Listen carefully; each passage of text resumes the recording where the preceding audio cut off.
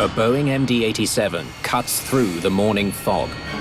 The accident was inevitable. They were doomed.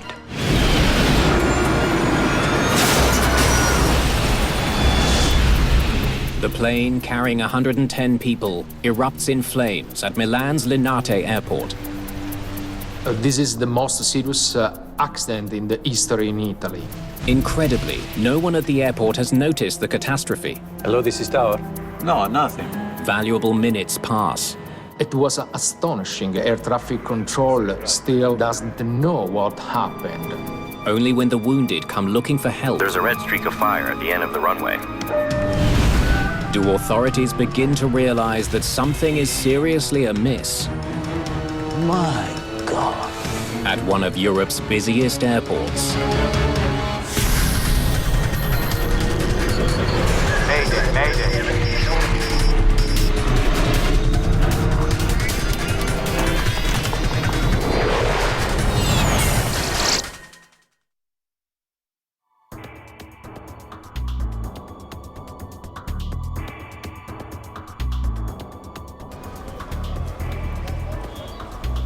Milan.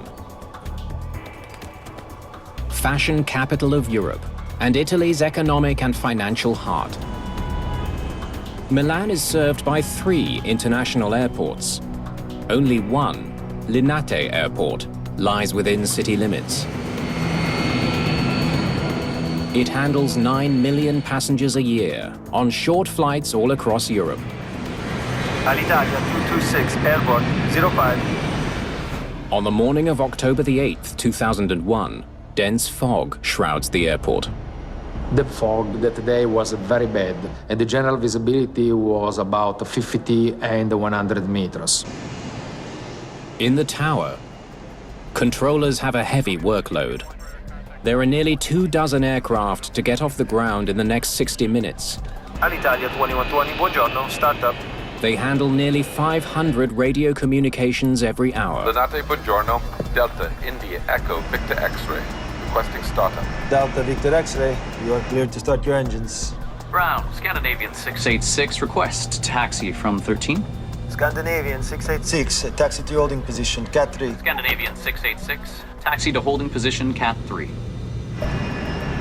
One of today's flights is Scandinavian Airlines Flight 686. The Boeing MD-87 is scheduled for a routine flight to Copenhagen, Denmark. There are 110 people on board. Taxi holding point, Cat 3.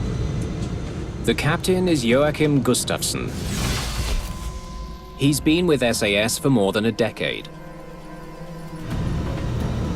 Scandinavian 686, your position, Please. We still haven't reached the main taxiway, Scandinavian 686. First Officer Anders Highlander has been flying for the airline for the past 4 years and has clocked 2,000 hours on the MD-87. The SAS crew were very highly experienced pilots, so couldn't ask more for 2 qualified pilots. With thick fog blanketing the airport, the pilots have almost no visibility. They must rely entirely on instructions from air traffic controllers as they navigate their way to the runway. There are a lot of taxiway, one runway for commercial aviation, and there are a lot of many different types of airplanes in Linate, so it's a very busy airport. High above the runway, air traffic controllers normally have a clear view of the airport, but not today. Air 1937, where are you? Between 18 and Delta. So you're practically in front of the tower, right? Paolo Zacchetti is the ground controller responsible for guiding flights to the start of the runway, where planes take off every 2 minutes. Taxi North via Romeo 5. Call me back at the stop bar of the main runway extension. With Linate fogbound, he's got his hands full. Scandinavian 686. Your position, please. Now you're on the main taxiway. Yes, now we are entering the main taxiway, Scandinavian 686. Taxi. At 8:01 a.m., Zacchetti hands SAS 686 over to the tower controller for final takeoff instructions. Tower, buongiorno, Scandinavian 686, sequence to 36 right. Ciao, Scandinavian 686, line up and wait 36 right. Line up and wait 36. The SAS crew must wait behind other planes taking off from Linate's main runway, 36 right. Alitalia 226, cleared for takeoff, 36. Report when rolling. Low visibility is not a problem in air. It's a very big problem on the ground because pilots depend completely upon the air traffic controller. Delta Victor X-ray. Confirm your position. Approaching Sierra 4. Roger. Maintain the stop bar. I'll call you back. Takeoff data. 57 tons, and it is checked.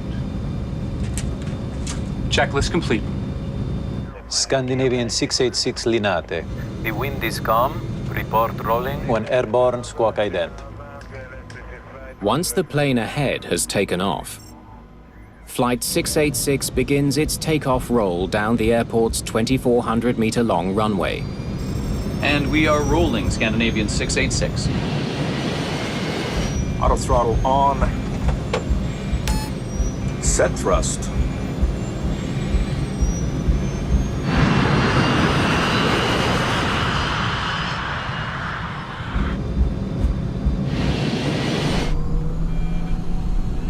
V1, At a speed of 140 knots, rotate. the pilots lift the plane off the ground.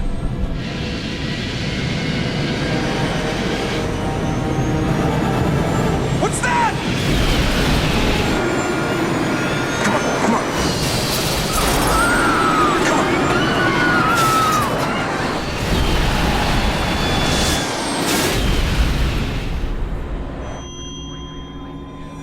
Something catastrophic has happened to Flight 686.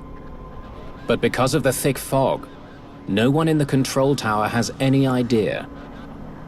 It was astonishing, so close to the tower, and nobody was aware about this. Out on the tarmac, ground workers have heard a series of loud noises. Hello, this is Tower. We heard a number of bangs like an engine. We heard it too, but we don't know what it was. It seemed as if somebody was climbing these steps. You don't have anything abnormal?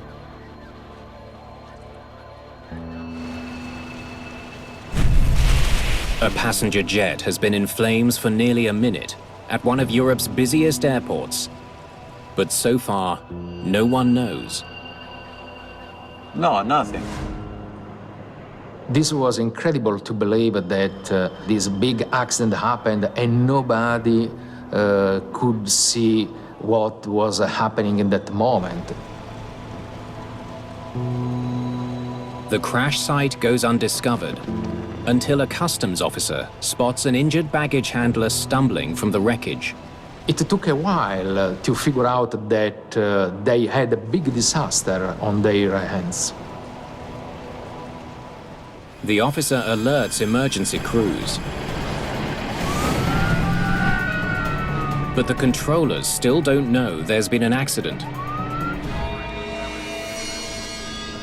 Incredibly, Linate Air Traffic Control still doesn't know what happened. Only now does the tower controller check for the SAS flight on his radar. He can't find it. The radar does not show the plane flying away from Linate. Then they get a radio call from another plane. There's a red streak of fire at the end of the runway. Finally, almost 3 minutes after the accident, Linate Air Traffic Control raises the general alarm. They ground all departing planes and close the airport to incoming traffic.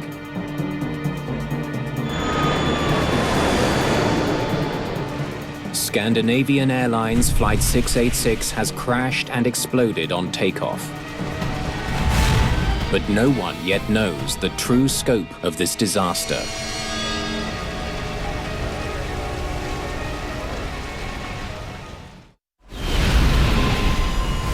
10 tons of jet fuel feed a massive fire where a Boeing MD-87 has collided with an airport building.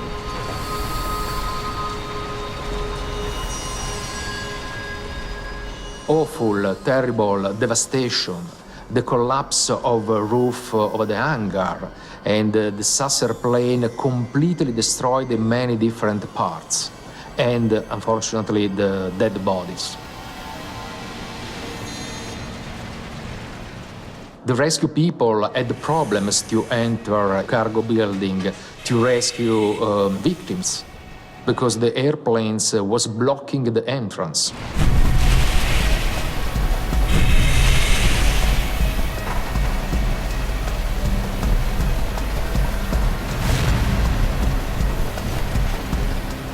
Some 14 minutes have passed since the crash. As emergency crews battle the fire, Linate air traffic controllers frantically try to understand what just happened. There are 2 aircraft unaccounted for. Paolo Zacchetti discovers a private Cessna Citation did not return to its parking position after all planes were grounded. The main attention was focused on the saucer plane, so nobody thought that there was another plane. A private aircraft is missing, a Cessna 525. Ground crews search for the missing plane. Finally, 26 minutes after the crash, they find the Cessna burning and in pieces, halfway down runway 36R. It appears there's been a collision. It's hard to believe that after half an hour, people became aware about the fact that the Cessna was on the main runway. There is another aircraft in the accident near Romeo 6. Air traffic controllers are mystified. How did these 2 planes end up on the same runway at the same time? What's that?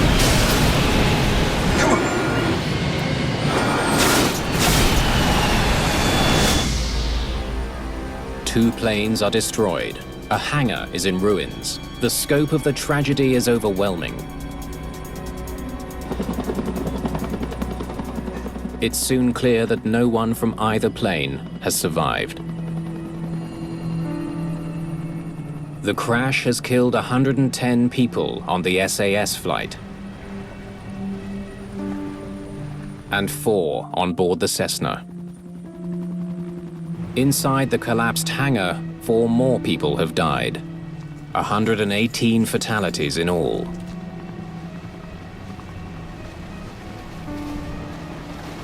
This is the most serious accident in the history in Italy. You can't imagine. I haven't taken it all in. I heard 3 explosions. Boom, boom, boom, and then a huge flame, a long one. First there was a crash. Then this hot air that was inside. This extremely hot air that burnt my head.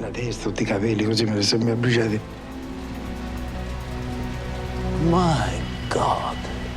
Mario Pica is the lead investigator for Italy's National Agency for Flight Safety, the ANSV, but he's not in command of the crash site. It took me a few hours to get access to the scene of the accident. Unlike most countries, Italy treats aviation accidents as crimes. The police get priority at the scene. After an air crash in Italy, the criminal investigation automatically begins, and the police is involved in analyzing this event. Pica has a different goal. It was mandatory to find out really what happened and find the reasons that could help us to avoid it happening again.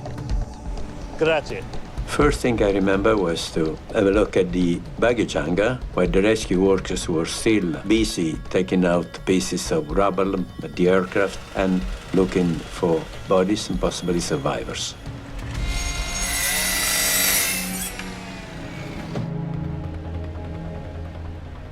I decided to go and have a look at the Cessna that was still on the runway.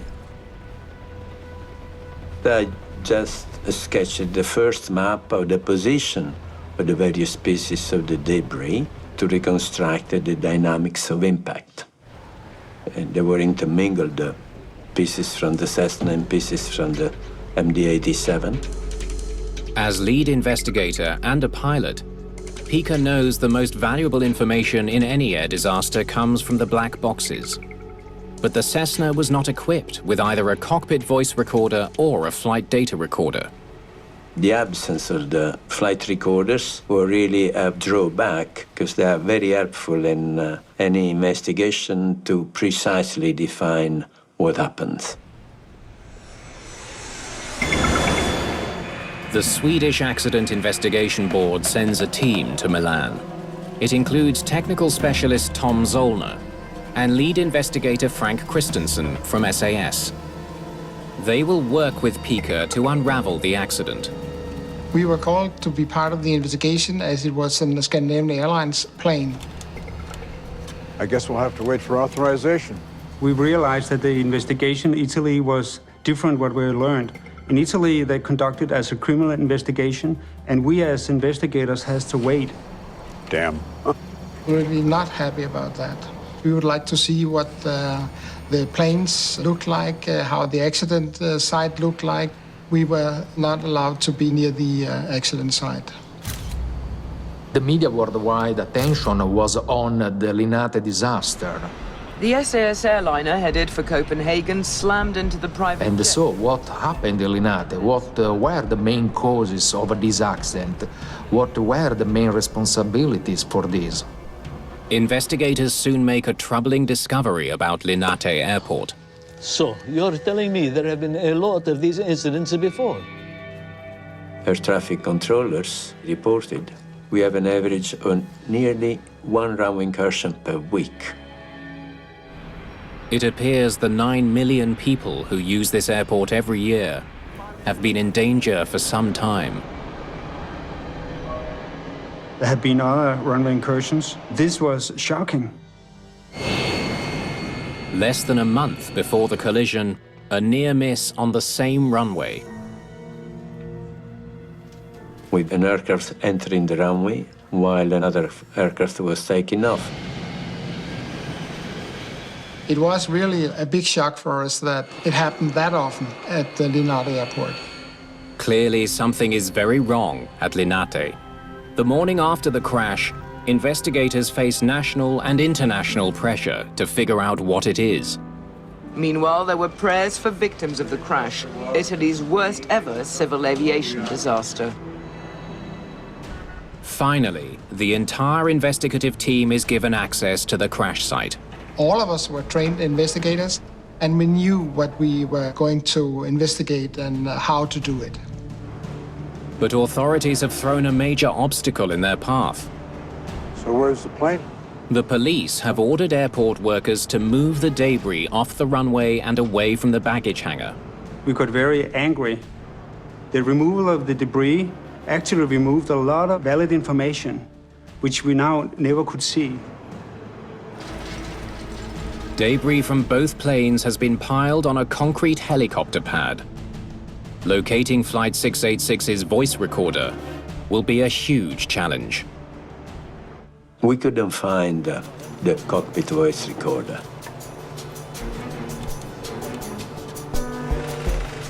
The importance to find the CVR was to check if the crew realized the collision was actually going to take place and see how well they were trying to avoid it. We can't know what the crew were doing without the CVR.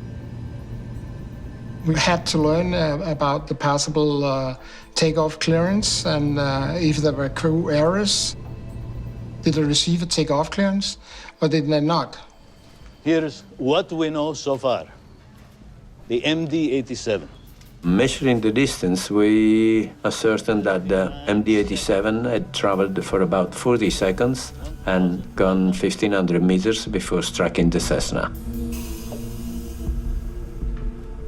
It was clear that A collision had occurred on the main runway at the interception from taxiway. The MD-87 had continued its run, deviating slightly to the right until hitting the baggage hangar. Here. Weather reports show that visibility was only 50 meters at the time of the collision. With the heavy fog of that morning, it was clear that the environmental factor was a contributing cause of the event. V1, rotate. Imagine an aircraft traveling at 72 meters per second. What reaction time would have needed to avoid the collision? The SAS pilots would not have been able to see the Cessna on the runway until a split second before impact. What's that? But fog should not cripple a major airport like Linate. Modern airports use a system of regulations and safety equipment when operating in low visibility. Airports avoid incursions by having a defined low visibility operating rules. These rules can be augmented by technology, ground radars, alarm systems, and other things. Airport runways and taxiways are broken down into a series of checkpoints known as stop bars. Aircraft must always wait for authorization before passing, like a car must wait for a green light. The system is designed to keep planes from colliding. Planes can avoid each other at night, so why should there be any difference in fog?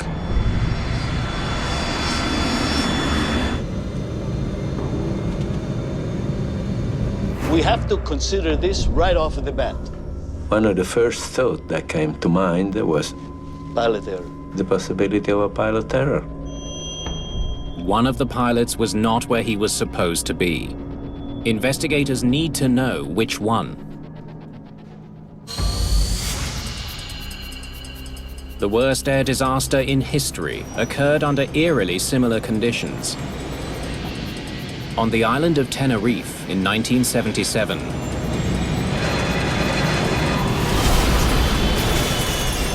"583 people died when two Boeing 747s collided on the runway in heavy fog."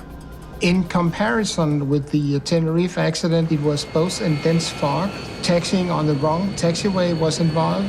Communication was also involved as the KLM captain thought he heard a takeoff clearance, but he didn't. Investigators wonder if the Linate disaster is a case of history repeating itself. They learned that the brand new Cessna Citation jet had arrived in Milan following a flight from Germany. The German crew was now taking two passengers to Paris. Since the Cessna was not equipped with a cockpit voice recorder, and the CVR from SAS Flight 686 has not yet been found, investigators have only one record of what happened: the air traffic control recordings. We have to listen to the facts. Our expectation was that the ATC recording would reveal what actually was being said that morning. Investigators paid close attention to Paolo Zacchetti's conversations with the Cessna, call sign Delta Victor X-ray. Delta Victor X-ray, taxi north via Romeo 5. Call me back at the stop bar of the main runway extension. Roger, via Romeo 5. Call you back before reaching main runway. The Cessna was instructed to go north from the apron, along taxiway Romeo 5, to a taxiway that runs parallel to runway 36R. The route should have kept the Cessna off the runway. But he ended up here instead. Investigators make a shocking discovery. The Cessna went south from the apron, not north as instructed. It now appears the pilots made the fatal error that caused the accident. Call you back before reaching main runway. The control tower recording makes it clear.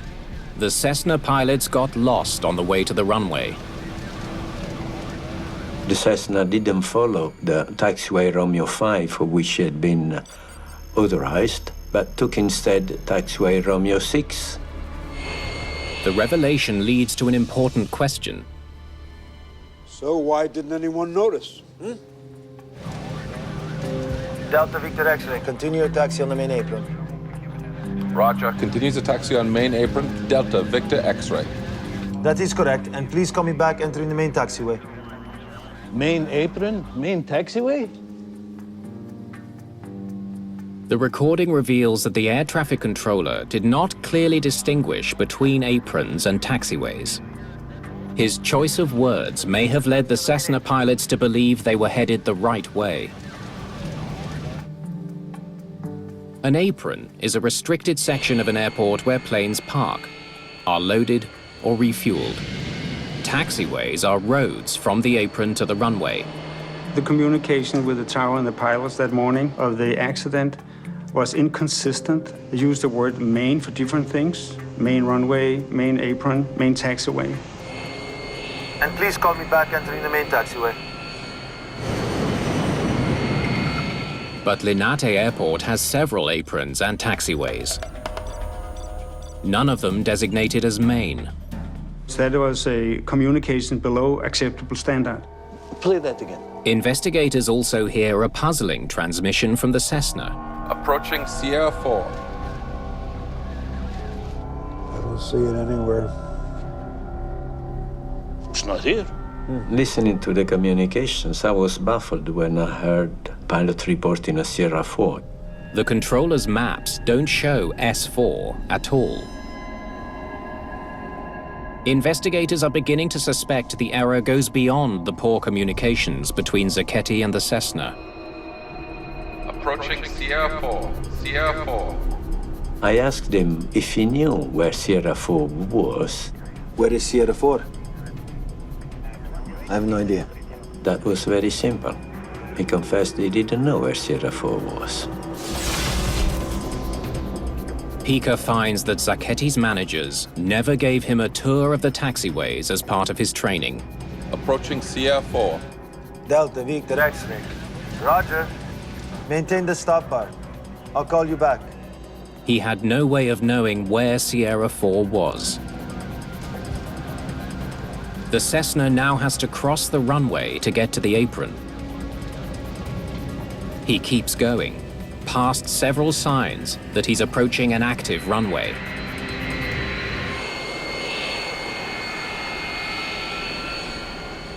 Air traffic controller didn't stop the Cessna.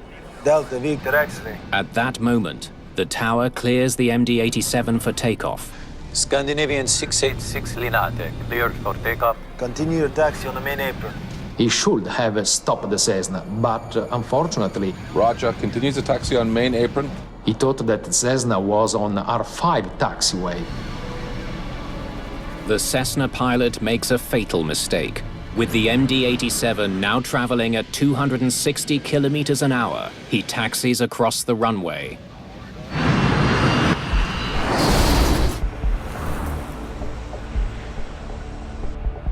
Suspicions about procedures at Linate Airport deepen as investigators learn that the exact same mistakes that led to the deadly collision were made by another plane less than 24 hours earlier.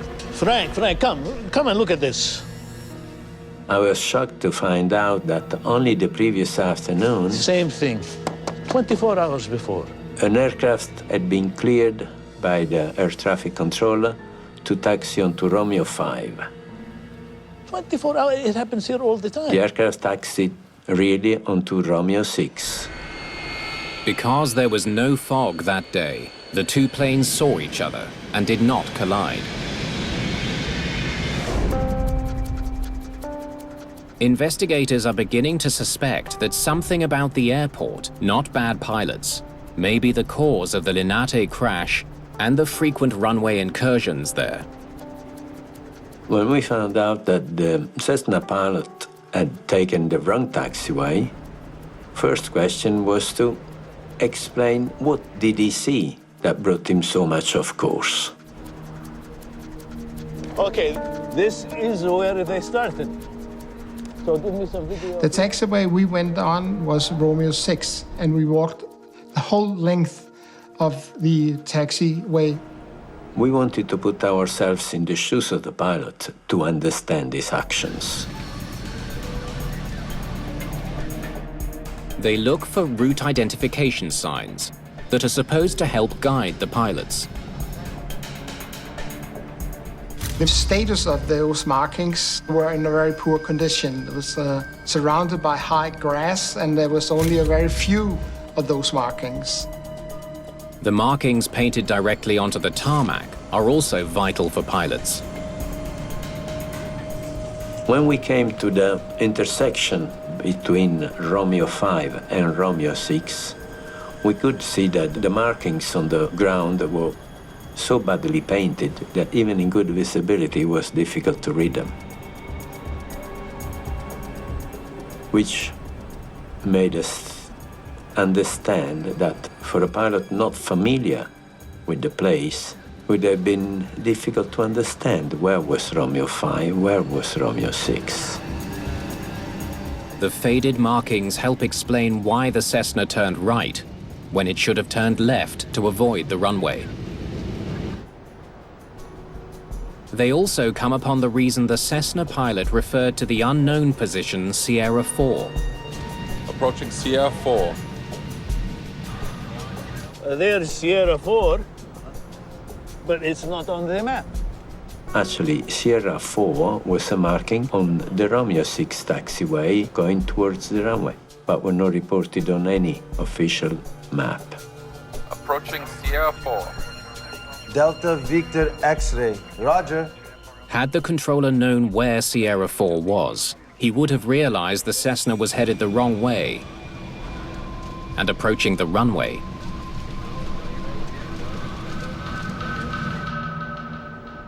But inadequate markings and maps still don't explain the collision. Linate, like all modern airports, is equipped with motion sensor alarms to guard against runway incursion. Even with the failures of all other systems, the acoustic alarm should have worked, and we wondered why it didn't work. Reading the ATC communication recordings, we couldn't find any alarm going on when the Cessna aircraft crossed the stop bars and entered the runway. Pica decides to test the runway incursion sensors himself. I was told that possibly they didn't work, but we wanted to be certain. Okay, commencing test of the motion sensor alarm on taxiway Romeo 6. So, one night, when the airport was closed, we made an experiment going over and over through the sensors, but we had a man on the tower just to make sure that the alarm didn't go. Anything? No, nothing. Again. Eventually, we found out that those alarms had been deactivated years before to avoid unnecessary alarms that were triggered eventually by an animal crossing or a car doing an inspection during the night. 1 week after the accident, investigators still have not located the cockpit voice recorder amid the aircraft wreckage. Finding the CVR was crucial in order to establish that there was no problems prior to impact. So I decided to sort through this giant pile of rubble and concrete and steel, and eventually we did find the CVR. The CVR of the MD-87 was carefully analyzed to find out what had been said on board, what kind of procedures were being done. Scandinavian 686 Linate, clear for takeoff 36. The recording shows that the SAS crew did receive the proper clearance to proceed down runway 36R. Cleared for takeoff 36 set. The SAS crew played no role in causing the accident. They were the victims of the airport's failings. The investigation has identified one final factor that underlines how dangerous conditions at Linate had become. No. There is no ground radar at Linate. We have not had it in years. The ground radar of Linate, the old one was dismantled. The new one was in boxes, had been there for years and not yet installed. Why? I don't know. Airport ground radar systems detect movement of all aircraft and vehicles. A vital piece of safety equipment at a busy airport. If you have ground radar, it's a good tool to establish what's going on at the airport, even in low visibility conditions. We can certainly say that if the ground movement control radar had been in place, the ground controller would have had the opportunity to see the aircraft crossing the stop bars, and possibly then would have stopped the aircraft before the collision happened. Delta Victor X-ray. Confirm your position? The Cessna took the wrong path due to flawed taxiway markings. Without ground radar, controllers couldn't properly monitor the movement of the Cessna. Add fog into the mix, and disaster was inevitable. When the Cessna and the SAS aircraft started moving, they were both doomed. The accident was now inevitable. Scandinavian 686 Linate, clear for takeoff 36. Delta Victor X-ray. Continue your taxi on the main apron. And we are rolling, Scandinavian 686. Roger. Continues the taxi on main apron. V1, rotate.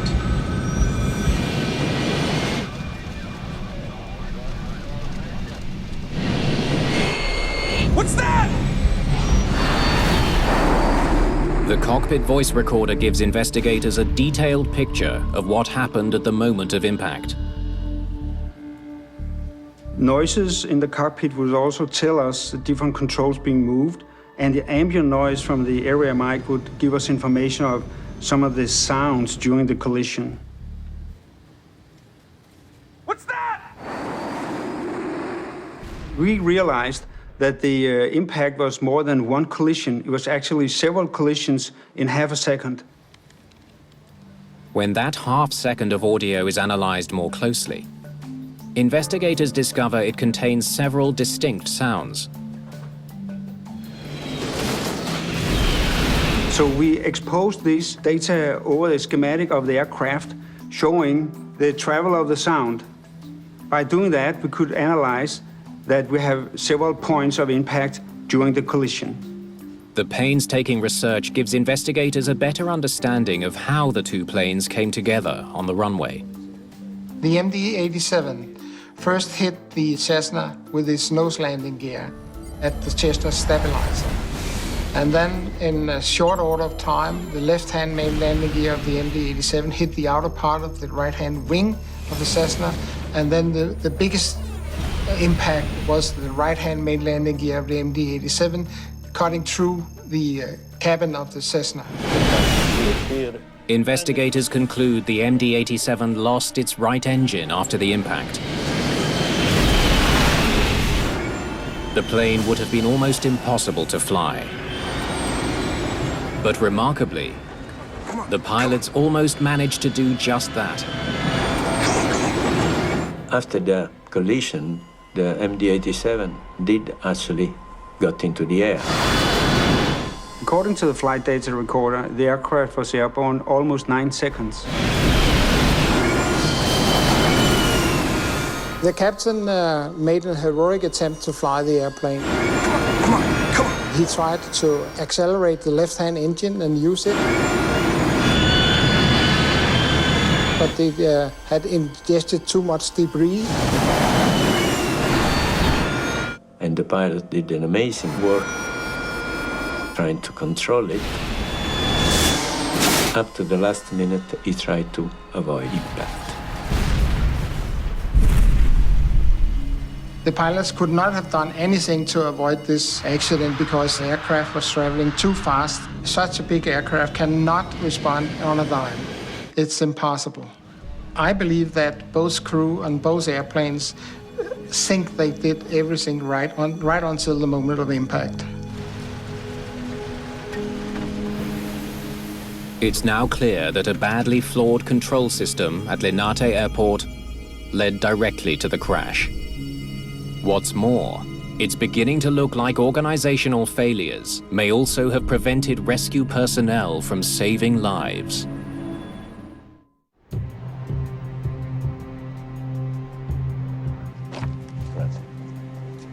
How long was it before the general alarm was sounded?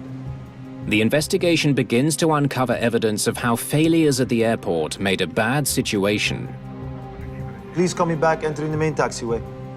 even worse. Hello, this is Tower. The wreckage of the Cessna was found only about 25 minutes after the accident.